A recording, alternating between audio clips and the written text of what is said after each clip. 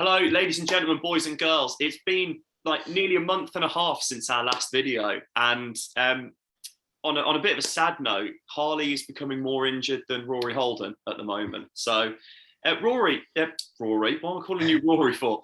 Harley, it sounds like you were talking on just before we started this that you somehow managed to do both ankles in by simply walking. Yeah. No, it wasn't the action of walking. It was the action of getting into my car and then falling in my car by rolling both my ankles. Yeah, I'm very brittle at the moment, as it turns out. Well, yeah, I mean, I don't really know what to say about that, but you're a Who luxury needs ankles player. anyway? Yeah, you must be a luxury player who, if we get 20 games out of, we'll be happy. Yeah, exactly. I'm a Matt Jarvis. Yeah, I'll have that one game and I'll be injured again. Yeah, has the potential to play for England, but not the fitness. Exactly. Well, how have you been over the last month and a half? It's been, I mean, we were discussing whether to do a roundup, but we do not have enough hours left in the day to do a roundup video of what has been happening. Well, this is it. There's been too much going on. There's just simply been too much, and we'd be here all night, and then we'd do a Q&A. We'd be here all tomorrow, miss the game. You know? So we've decided that we're just going to do all your questions answered, and then hopefully things will calm down a bit when we get to April. That's the hope. It never quite works that way with Warsaw, does it? No, it doesn't. It doesn't. No. Before we do get to questions, I'm just gonna get your briefest of thoughts before we do delve in of our new manager. Are you happy? Are you going to rant about fitness and conditioning in this, or do you think he sorted that element out for you? Yeah, I'm happy with fitness and conditioning. You know, good. You bring this up every time. I know, because I know how important it is, and it is important, and I've gotten over it. I've gotten over it. Okay. I don't know if it's the results or just his Welshness, but I've been charmed by Michael Flynn. He's charmed me. He just seems like a lovely bloke. He honestly just seems genuinely really, really nice. Like you could say, Michael, do you want to go for a pint after a game? And he probably would. Yeah, and he'd probably be like, I'll get the first one. Yeah, he'd probably buy all the drinks for everyone. Yeah, I think one thing that I really, really respect about him, and it is the strangest thing to respect about the manager, is that if Walsall win, he will allow his children to go around and clap the fans with him, because it's teaching them about that you don't rub it like the privilege in people's faces if you've just lost. And I was like, that's so random, but it's brilliant. Like, you can tell that he's a manager on and off the pitch. Like he's managing his children, and that's probably what he does with the players as well. The players, they don't get anything nice if they lose. They have to eat porridge and water for the rest of the week. No rice pudding. Exactly. Right, so we're going to jump straight into questions because we've got quite a few. I think Ollie is your kind of level of excitement. He says, simple one, this. How far is Flynn taking us, and why is it the championship playoffs? Oh, good question. I mean, the sky's the limit. It could either be that he does take us to the championship, or it could not work out. You never quite know with managers at this level, but he's gotten off to a good start. He's buying himself a lot of credit with the fans by the way he conducts himself, the way he speaks, the way he generally is, the kind of football he's playing, the trust he shows in his team, the fact that he played Osidibe right wing back because that's what his assistant coach said, and he just went with it, shows a level of trust there. I don't think anyone predicted Shade and Osidibe as wing backs to A, ever happen, but B, be now like the first names on the team sheet. It kind of felt like they needed a right wing back, so they just put some names in a bowl and just picked one out. But no, it's a brilliant shout from Hatswell, and credit to him. So yeah, I think for me right now, trying not to buy into the hype too much, I think that Flynn could definitely be the man to get us out this league. Yeah. and then it's all about where can we go from there. I think looking at sort of the results, I'm going to include, was it Tranmere then Forest Green or Forest Green then Tranmere? It was Tranmere Forest Green. Yeah. I know that obviously he wasn't in charge for Tranmere, but the players have shown, barring that Swindon result, that actually they can consistently be at a higher level. And yes, there needs to be tweaks. There needs to be more squad depth. There's no way that this team is ready to challenge the playoffs. But Flynn has already instilled something into them and already managed to get something out of them, which makes me think, right, next season, we should be looking top 10 easily. Yeah, absolutely. And if he can bring in the right players in the right positions, then I don't see why not. And we've kind of said it since the beginning of the season. It's a bit bare bones, this squad, but the quality's there. Yeah. If we're talking purely alone on first 11s, we've probably got a top 7 team. It's just that depth we lack. Yeah. Because the quality has never been in doubt. No. And actually, I don't think this has been brought up by any of the questions. So I think it's a good time to sort of bring it in. But he's already gone about recruiting one of the most naturally talented footballers that has been at Walsall in years with Lee Tomlin. Mm-hmm. And that, I think, I looked at it and I went, that's a good signing. It's a really good signing. And I know that Tomlin has spoken of like the Wes Hoolahan effect. And I genuinely think that if he does stick around next season, he could be a real key cog in that Walsall team. Yeah, definitely. I've seen him play 3 times now, and the sauce he has, it's never been seen on this pitch before.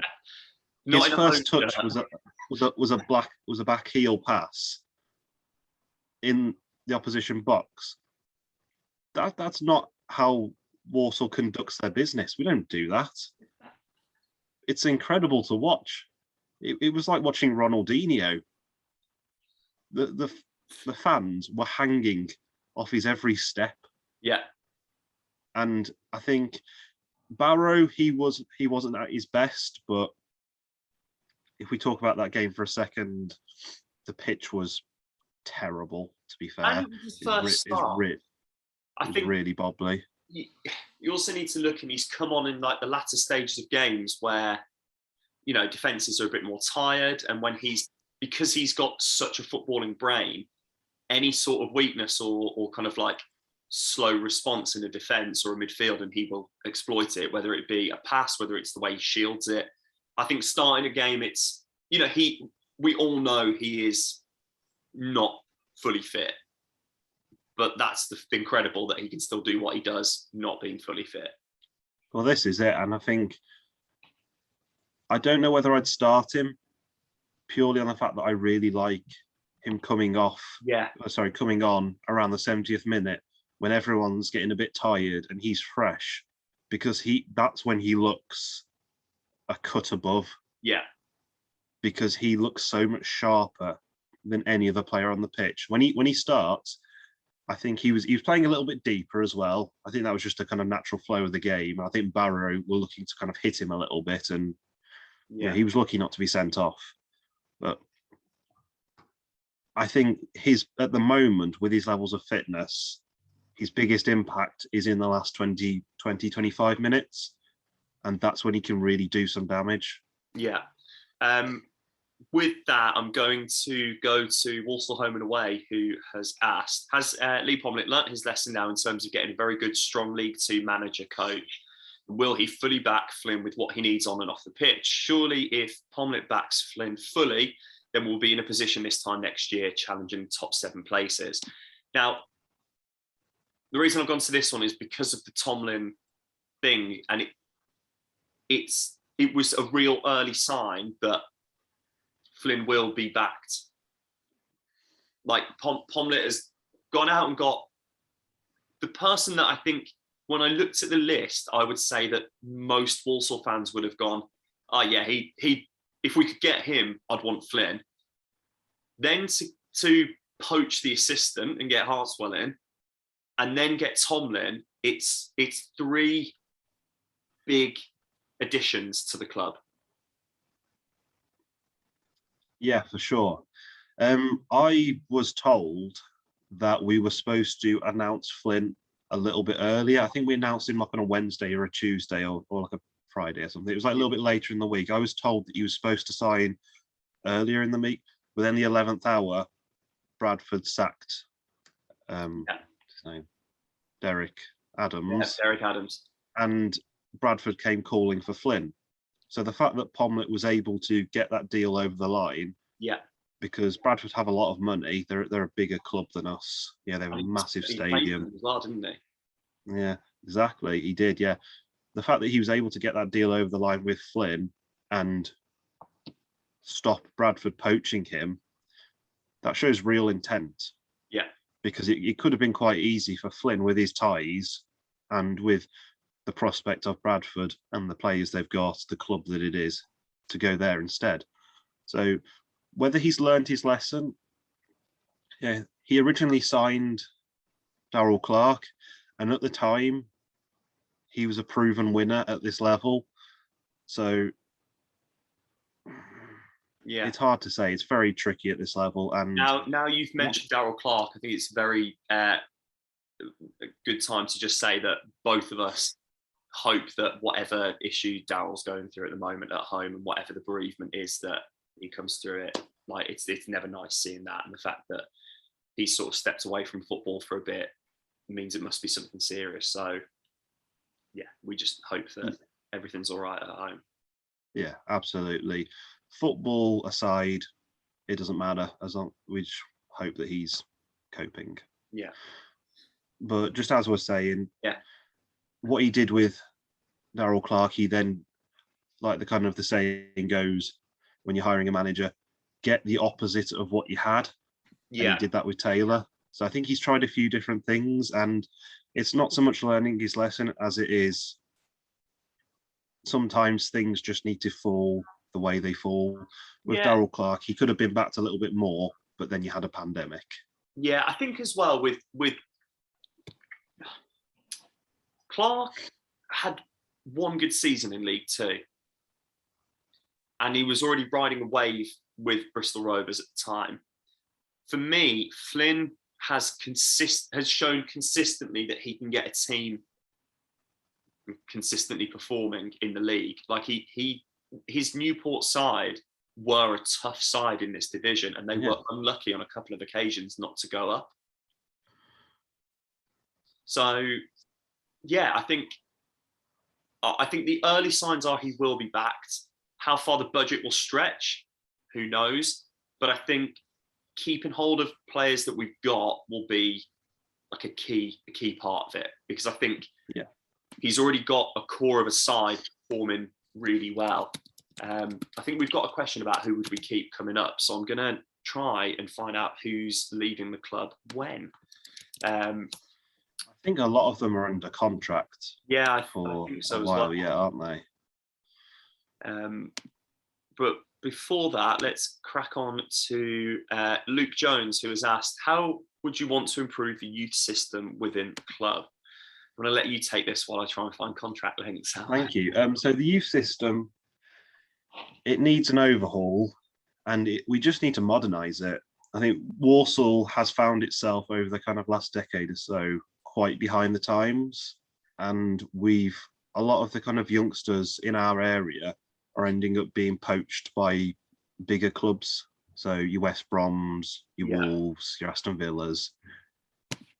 We need to look at identifying youngsters and giving them a reason to stay with us long term.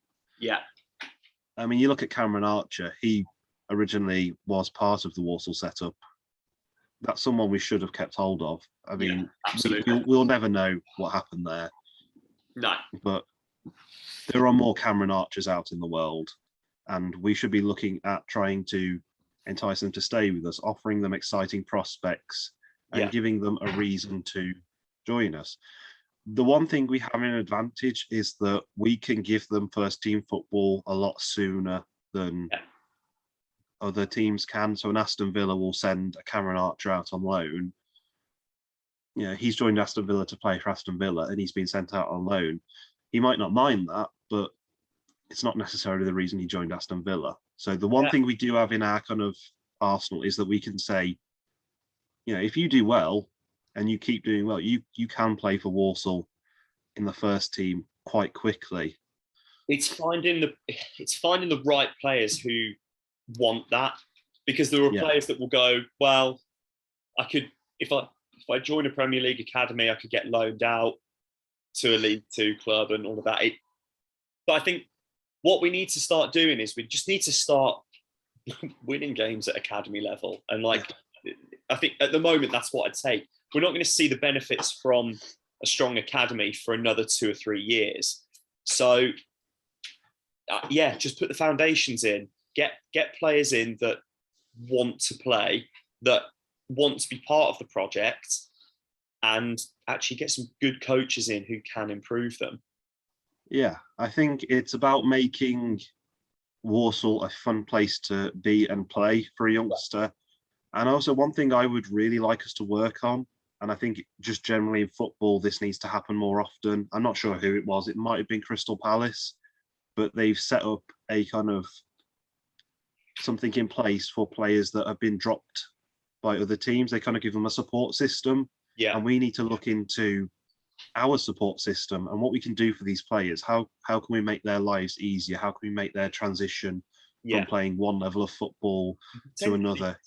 Yeah, potentially having that in place so that, when Villa, Birmingham City, West Brom, Wolves do release players from their academy, there's a potential safety net there. Yeah. I mean, if we can give them a little bit of support, give them somewhere to train for a while, we can look at them and see whether they have potential. But it's also just helping people who have potentially just lost their way, because as young footballers, you're offered a lot at a very early age, even at a lower level. Yeah. You have a lot of decisions to make. You've got to decide everything that you're going to do in school, but then you have this whole other world of football, and it goes for any sport. You have this whole other world where you've got to make critical decisions at a very early age, and it can overwhelm people. And if we can look after young players, it's going to buy a little bit of loyalty. Yeah, that's such an interesting point, because the focus, and rightly so, has to be on the football, because it's such a cutthroat industry. And that's where it's difficult, because that players will sacrifice so many other areas of life, of education, of just generally, they will sacrifice a lot to play football. To then get almost like thrown on a scrap heap must be difficult. Yeah, absolutely. I mean, everything you've worked towards, and then you're just told, no, you're not good enough. Yeah.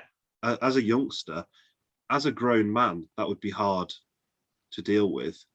But as a youngster, that must be soul destroying.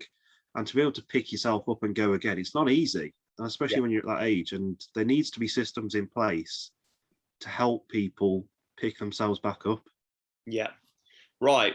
Moving on. Walsall Home and Away has asked how many of the squad would keep for next season. So I'm going to go through the. This is according to a transfer market. How many people are out of contract? I'm just going to quick fire them at you, okay? And we'll kind of do a yes/no. So again, we don't know if this is a full extensive list. Transfer market's normally pretty good. So we'll see. We will see. So Joe Fulks and Joe Willis, I think, they're the age that you want to keep hold of those players. Yeah, keep them. That's quite a simple one. Sam Perry and Tom Leake. Yeah, don't see why not. Both of them are okay. I think Tom still needs time to develop. Yeah. I think Sam is more advanced in his development, and I think that he's more ready first team football, and every time he plays, he does look good. So I would keep both of those, because they're just good additions to the squad. They're nice and young. They've got plenty of time to learn. No reason why. to get Yeah, rid they're of not him. going to be that expensive to keep hold of either. No. Is a good thing. And Flynn is a good coach, so I think it will begin to bring the best out of them again. Especially Leek, who has shown that he can play in League Two. Well, I know Perry has, but Leek has shown that he can play in League Two. I think and this is a player that we'll get to, the likes of Donovan Daniels are still around, he's such a good mentor for the likes of Leek that it would be worth it. I think we'll keep on the defence. Month and Daniels. Definitely keep those two. Yeah. Month, for me, has been one of the players of the season. Yeah. I really, really like him. He's just phenomenal. And Daniels he stepped into the team at a difficult time, and he's been really good. He's been very solid. He's picked up after getting subbed off. And it's it's kick. I think it was maybe a bit of a kick up the backside that, okay, you are an experienced player. I know that this is the lowest level that you've played at, but you need to show that. And I think Daniel said this to Joe Edwards this week, that you need to perform like the experienced centre back that you are. So I like that sort of management. But yeah, I'd keep those two in the heartbeat. I think the defence is starting to look more solid than we've seen it for most of the season. Yeah, agree. Right, final ones in the defence. Matt Sadler, Stephen Ward, and Zach Mills. Sadler, I have a feeling that he's going to make this decision for us. He's not going to play probably ever again. He's going into the coaching staff. So, which is, I think every fan would agree with that. I'm glad that Flynn has made him part of the setup, because I think all Walsall fans want Sadler to be a successful coach. So it's quite nice that he is getting that opportunity. Stephen Ward, in the nicest way possible, get rid of him. He's terrible. I was so surprised you said that. And Zach Mills, get rid of him. He's terrible. Well, he's never fit either. Yeah, Mills he's just sucking at wage, to be honest. He's always injured. He's probably had one good game this season. And then maybe scored an own goal or something. He did something. Right. Then the only other there's only three more actually out of the defence that are, according to this, out of contract. And we have got Emmanuel Osadibe, Rory Holden, and Jack Rose. Ooh. Quite the mix there. If you'd have asked me 2 months ago about Osadibe, I'd have probably said to get rid of him. Yeah. But I think he's found a new lease of life. Yeah. Where he's playing. And he's really annoying because when he's bad, he's bad. But when he's good, he's oh so good. Yeah. And I think there's more to get out of him. That is why he's in League Two. Exactly. I messaged you when Flynn was hired, and we said two things. One, it will bring the best out of Labadie, and two, he's already released Osadibe, so we feared the worst. I didn't see this coming at all. No, but I think he released Osadibe, but I think they might keep. Well, Hatswell and Flynn have both worked with Osadibe in the past. Yeah. And I think, although he did release him, the way Flynn spoke about Osadibe, it was quite insightful, because he knew the type of player he is straight away, and he knows what he's got to do with him. Yeah. He knows how to manage him. And I think he knows there is a player in there. Are you on about he's one of the most frustrating people? Yes. Yeah. Yeah. And I was like, he said that, and I was like, he gets it. Yeah, he does. And that's how we all feel. Yeah. And then the other one was Jack Rose. Yeah, I really do think that personally, and there's a couple of questions about this, we're safe. I think as soon as Flynn was appointed, I went, okay, we're fine this season now. And I know that he wants to finish as high up the table as possible. But for me, we're not going to get to the playoffs, so I don't see the point in playing Rushworth anymore. Yeah, I agree with that. I think it'll be good to give Rushworth a break as well, because he's not quite been at the level he was at the start of the season. And I think if we want to keep Jack Rose, we've got to see what he can do. Yeah. He hasn't played for a while now. But I also forget that Rose is where's he disappeared to? He's 27 now. Is he? Christ. Yeah, he's 27, so he's not a young goalkeeper anymore. Like, I actually feel for the guy, because I think he's been unlucky wherever he's gone, that he's always been a number 2. Yeah. No, I agree with that. And I think he's not necessarily even done anything wrong. No. Like, every time he's played, he's been reasonably solid. I think Rushworth was just an absolute coup that somehow we pulled off, and he was unbelievable. And he's still good now, but I think he's a bit tired. Yeah. He's Rose struggling with his one league game that he's played, and it was at home against Salford. Yeah. And there's no reason not to give him a good run now. And just let's. I mean, he had 15 games last season, and I think everyone agreed that he deserved those games. Yeah. But they're very low numbers for the guy is actually the number 1 goalkeeper. Yeah, I know. It's a shame for him, because I like him, and I like him as a goalkeeper. And I think it's now or never if he's going to be Walsall number 1. If he doesn't get this run and he doesn't show what he can do, then either we'll move him on or he'll move himself on. Yeah. Because he's at that age now where he needs to nail down a starting position, and he's going to be thinking, if it's not at Walsall, it's got to be somewhere else, because he will not sit on the bench for another season. I refuse to believe that he would be happy with that. Yeah. The other one, obviously, is Tomlin, who we spoke about. I mean, we both obviously keep him. It's more a question of, will he stay?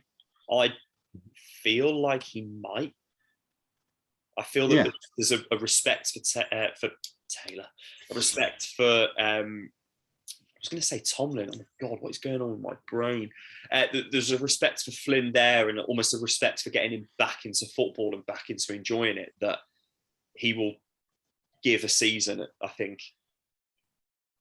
Yeah, I don't see why not. I mean, he turned down Wrexham and Northampton for us. So, or we say he turned down, they might have turned down him, we don't know. But no. He turned them down for us. Let's go with we'll go with that story. And then I just want to touch on the loans that we've got. I mean, obviously, Reece Devine, I don't think his contract's up in the summer. I'd be very surprised if we got him from United. But the two that still could are Miller and Shade. And Miller's contract's up at the end of the season, and apparently so is Shade's. So there's a potential there. And I think if you'd have asked again a couple of months ago, I'd have said, no, we don't want Miller. Like he was a flash in the pan. But actually, him and Wilkinson are starting to get a bit of a partnership going. And it feels like if we could keep him, that it would be such a good attacking force going into that season. Yes and no. See, my problem is that I do like Miller, but I don't like him enough to say that I'd want him leading the line next season. I just want him as an option. And I don't think he's going to agree to be an option. I think for him, it's either I play every game or I play no games and go somewhere else. And for me, I would prefer it is. I would prefer we go out and get an experienced striker, someone else. I disagree. I actually think that if we can keep Tomlin, and if we could get, I'd take those 4 as our 4 attacking options. I think Rodney is going to be an option, but I think it'll be, Tomlin's not going to play every game. He may even be playing as a deeper role. But I think Wilkinson and Miller have shown enough together to make it worth getting Miller. See, my issue is that four's decent, but who's the bruiser of the four? And I feel we really lack a bruiser, like someone who can kind of win the balls, win the headers, kind of outstrength the players. I don't think we have that. And I think Rodney and Miller, they're kind of similar. Whenever they play, they kind of do the same things. But I think Miller he's shown a bit more of the terrier that he was when he's in form. He does like hustle defenses, and I think that's I just think that's what I'd go for. I if there's the option to get him, I'd keep him. I mean, I wouldn't be disappointed. No. I wouldn't be disappointed if we signed him, but if we didn't sign him, I also wouldn't be disappointed. It could go either way. I think after years of like dodgy strikers, we know what we'd be getting out of all four of them, and actually, I'm happy because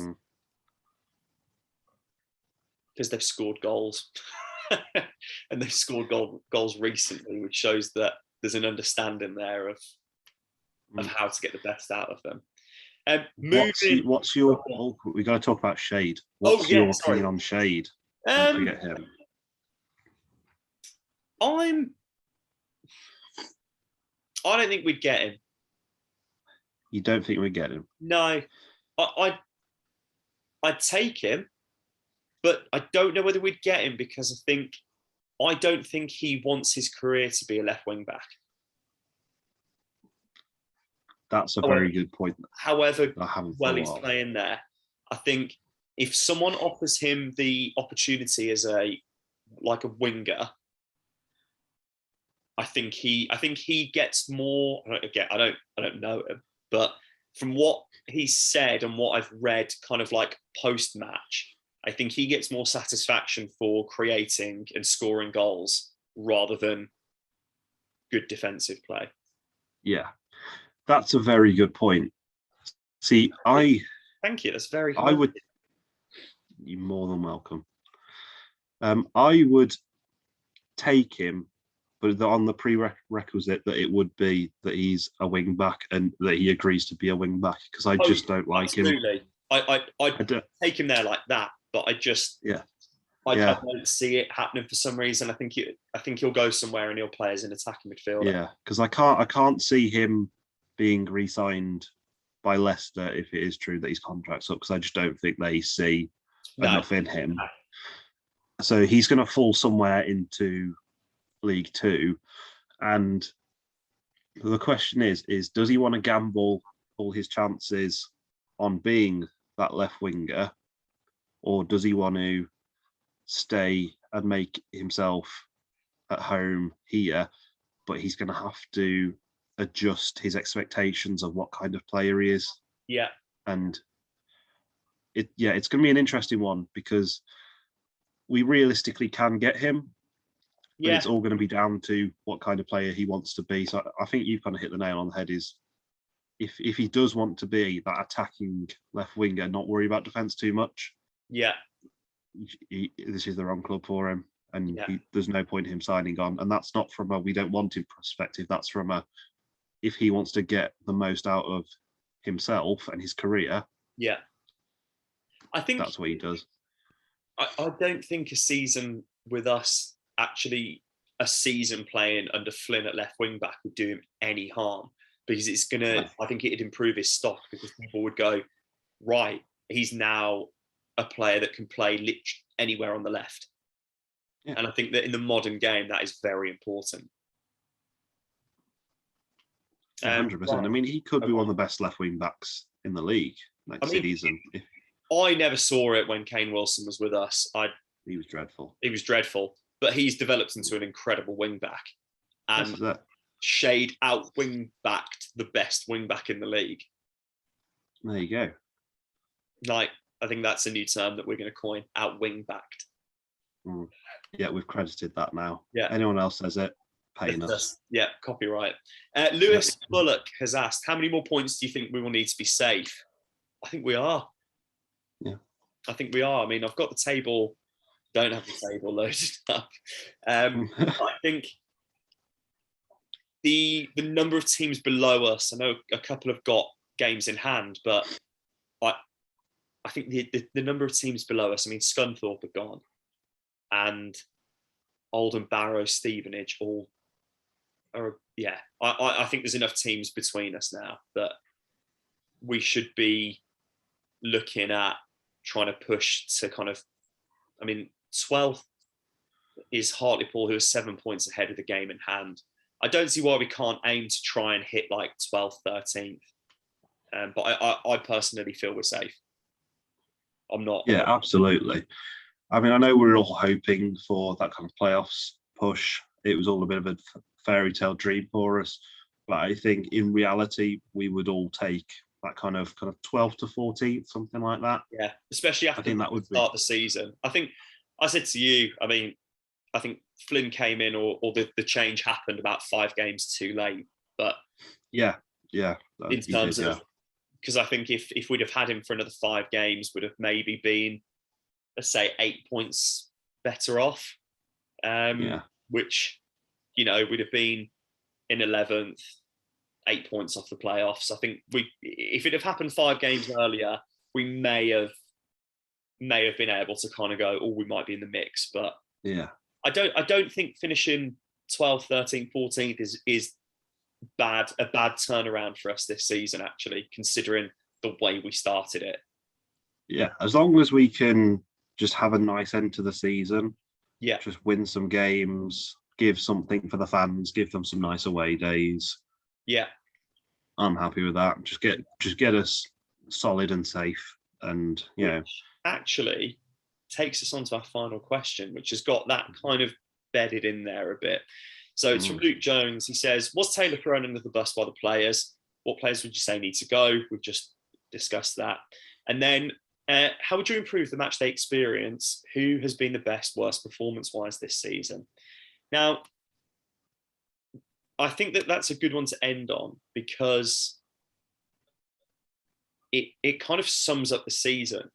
I don't think Taylor was thrown under the bus by the players. I think his kind of willingness or non-willingness to budge is what was wrong. I think he had an idea of how he wanted to play. He had an idea of who he wanted to play where.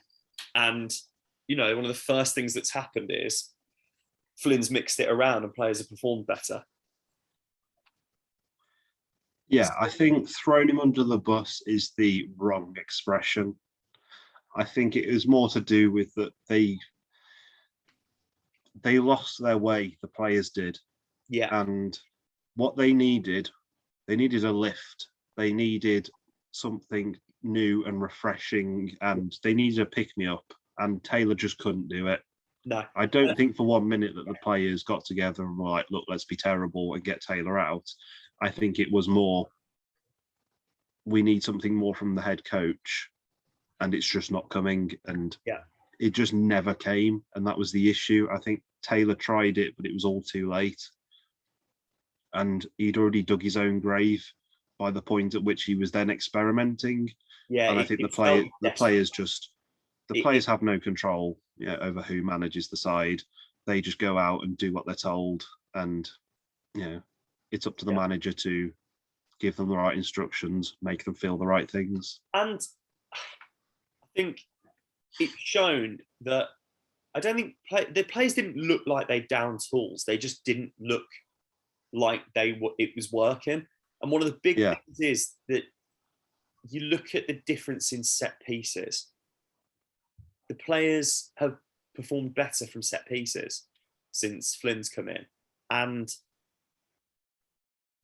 Taylor spoke often about how they'd worked on it in training, but there was no results. Flynn has worked on it in training and it's getting results. So I think his stubbornness and reluctance to try and change formation or change kind of tact just came back to kind of bite him on the bum. I think just kind of quick thought before we end on that. I think it comes down to experience in that Taylor had the right ideas. He just didn't have the ability to explain them in a way the players could understand, because they all spoke about how intelligent he was, but I don't think he could convey his message in a way that was edible to the players. They couldn't digest what he was saying. I think he'll be better at a higher level. Yeah, he will. When the players have a better footballing brain and understand, they have a little bit better understanding of the game. Yeah, they'll register what he's saying, because he's always played at the highest level, really. Yeah, in Premier League. That's how he sees football, and that's how he talks about it. Yeah, and I think maybe that's the issue. And he's has to learn just to not. I think we'll give a miss on the best worst performance of the season, because I think we will do like an end of season roundup and all of that sort of stuff in there. But the match day experience is why I think this is a good one to end on, because it's what we touched on earlier about Flynn just giving the fans a good end to the season. Now, I really, really, really kind of, I'd never really thought about it until One Pod Beyond mentioned it. For me, match day, Walsall's got a lot of land. There is a lot of space around the stadium. And there is so much space where they could invite local, like, food trucks, a local band to come and play, and have like Bankses come down and serve beer outside the stadium. That just means that there'd be a bit of a buzz outside the ground before going in. For me, that's what needs to be done. And I'll give full credit to One Pod Beyond, because they were the ones that spoke about it a couple of months ago. But that's exactly what I would do. I would try and get local businesses and local people down to kind of just improve what's going on around the ground, and then also give a lick of paint and make sure the bogs don't leak. That'd be great. Yeah, definitely. Improving all of the facilities to an acceptable level is obviously the first priority. But yeah, what you say is absolutely correct. I mean, I don't know if you've seen, but they have I saw that. For Saturday, there's the Punjab mixed grill thing they're doing in the upper. That's a great idea. I love that. We were supposed to record this on Thursday, but I double booked, so it's been recorded Friday. We do apologise, but I think you spot on. That is such a good thing to offer, that it's like great. There's now just, it shows a little bit of care going into the fans and going, right, we're going to try something. If it doesn't work, it doesn't work, but at least they're trying something. Yeah, exactly. And giving the fans a reason to arrive early is important. Yeah. Because there's a lot of revenue the club is missing out on because they're not making a big deal of it being a match day. Yeah. It's just like, oh, here's some football. There you go. The bar isn't very big. There's not that many places to go. There's one food truck outside. Like you say, there's all that land. That is a brilliant idea of getting local businesses involved. If you can have like a kind of dedicated area for the kids, have something for them to do. It's just, it's exactly what, I can't remember which one from what Pod Beyond, so I do apologise, said about going to Wickham and that they have all these like craft breweries go down. Like, that'd be awesome. That'd be so much fun. I mean, just some sort of interaction. And for me, it always, the idea in my head, do you know, in America, when you have like the NFL and stuff, they do the kind of tailgating thing. Where they have like outside, that's kind of in my head, that's kind of what it's like. You've got everyone arriving really early. Yeah. So and just kind of mingling with each other. Yeah. You've got like stuff to do. Have some kind of interaction, have something like, even if it's like a kick the ball in the goal and you win a prize for kids or something. Stuff like that. Something to get them involved. Like, you can get that set. And this is the thing where I feel one of my biggest bugbears about the club is that I think if they invested in that, it would it would pay off. Right, not straight away, but it would pay off. Exactly. So And I think this all kind of comes round to what we've spoken about before, is the club needs to set high standards of what they do. If you look at, say, a Formula One team, everything they do, even to the smallest thing, they make sure that it's absolutely the best they can do it, because that's how you achieve success. And it yeah, doesn't, and that doesn't have to be anything that affects what's going on while they're racing. It can be anything. If everyone in a company is doing the very best they can, it creates a winning culture. yeah, And it's stuff like that. So it's the media department putting more effort into the content they produce, the interactions outside of the venue, put some effort into that and make it a real day.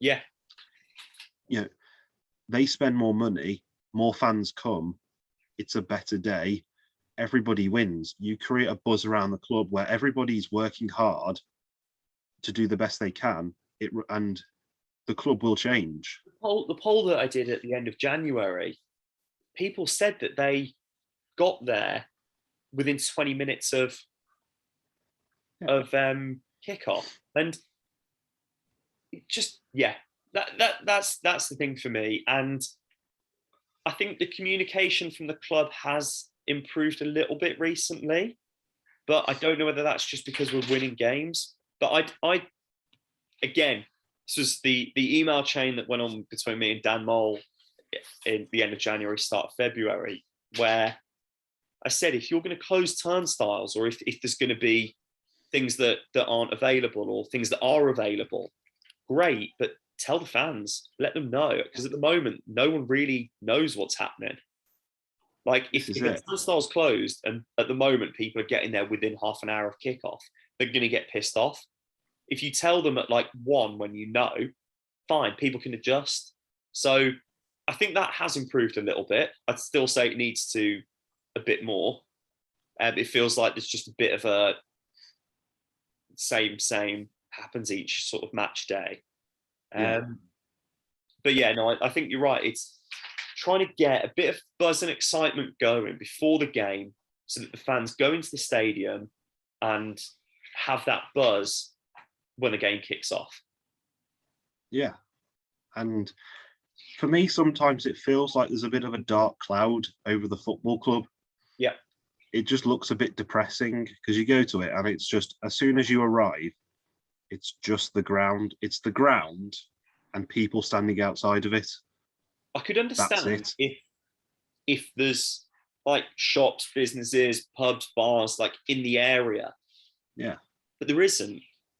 Right. It's just, yeah. And I don't get, I mean, for me, if I was Walsall, I would invest in buying Walsall's own food trucks, Walsall's own almost like beer like taps to go outside, and have like a beer van outside, get Banks's to supply it. You've already got them supplying, get people outside the stadium where, you know, you have like the zones, just something so that people can go there early, arrive at 1:30, and just have a bit of a laugh before the game. Yeah. And make it something for the away fans as well. Give them a reason to want to go to the ground, because there's nothing for the away fans really. No, I mean, I know that weather will affect things like that. But you've got one end of the ground where you've got just underneath it free. Yeah. Like I mean, okay, that might cause a hell of a lot of disruption. It might be a stupid idea, but there's ways around things, and I think for me, making these sorts of changes will also just feel very like, oh, it's going to be a lot of effort. Yeah.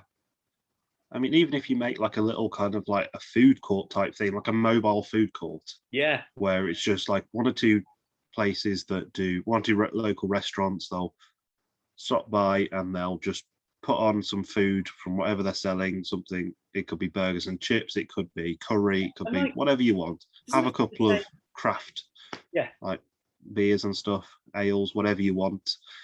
have a little kind of venue, have a little kind of seated area, put some benches out, a bit of grass, something like that, like a little bit of AstroTurf or whatever. And I know that this isn't this like the first couple of weeks of if they ever did that, it's going to be clunky.